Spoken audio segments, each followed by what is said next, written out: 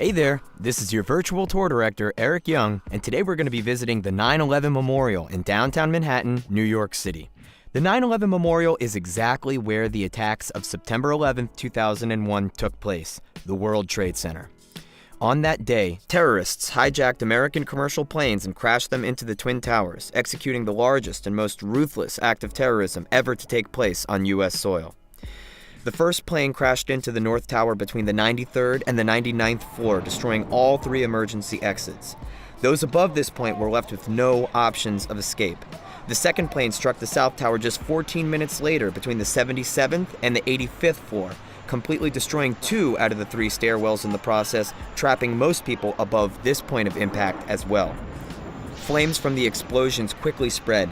Suffocating clouds of smoke and unbearable heat up to 1,000 degrees chased people to shattered windows at the building's edge.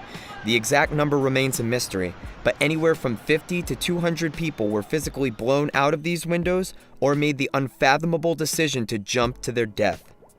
Either way, evacuation routes outside the building on the ground floor were detoured because of the terrifying realization that human bodies were falling from the sky. At 9:59 a.m., people in downtown New York and millions around the world on television watched in horror as the South Tower collapsed to the ground. Hundreds of thousands of tons of concrete and steel came crashing down, killing those left in the building, including the first responders who rushed in to try to save people. About a half an hour later, the North Tower collapsed in identical fashion. The World Trade Center attacks of 9/11 had just claimed the lives of almost 3,000 men, women, and children in under 2 hours. New York City was left reeling from the chaos and destruction. Americans from coast to coast were shocked, enraged, and devastated, and it's been said the world has never been the same since that fateful day. Rather quickly, New York City began tackling some big questions, like how would they commemorate the victims of this tragedy. To help decide, they formed a committee and held a competition. They received thousands of submissions, and in 2004, they decided on one called Reflecting Absence.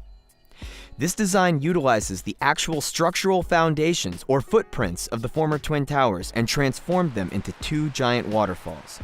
Together, they now form the largest man-made waterfall in North America.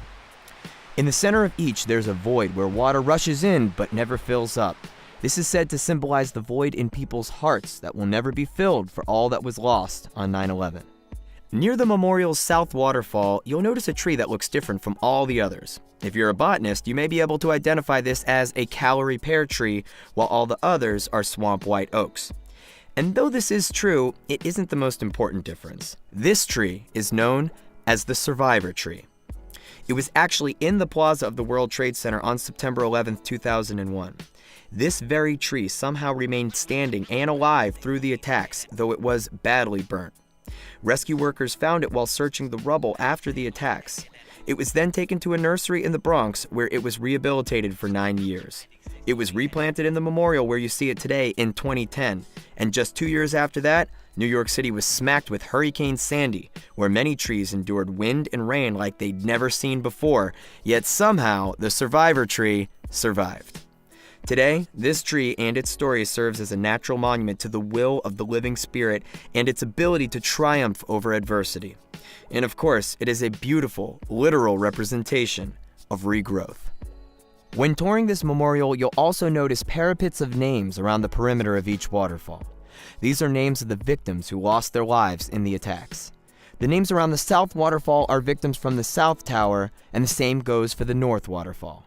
And if you happen to see a white rose by any of these names, that means it would have been the victim's birthday. A huge question, though, was how the names of the victims were to be organized on these parapets. The solution was meaningful adjacencies. This means that friends were placed next to friends, co-workers and families were grouped together, and so on. They researched relationships between every single victim and even developed special software to organize everything. Eventually, they arranged every single victim's name in a way that means something even more to the loved ones of the victims who visit to pay respects.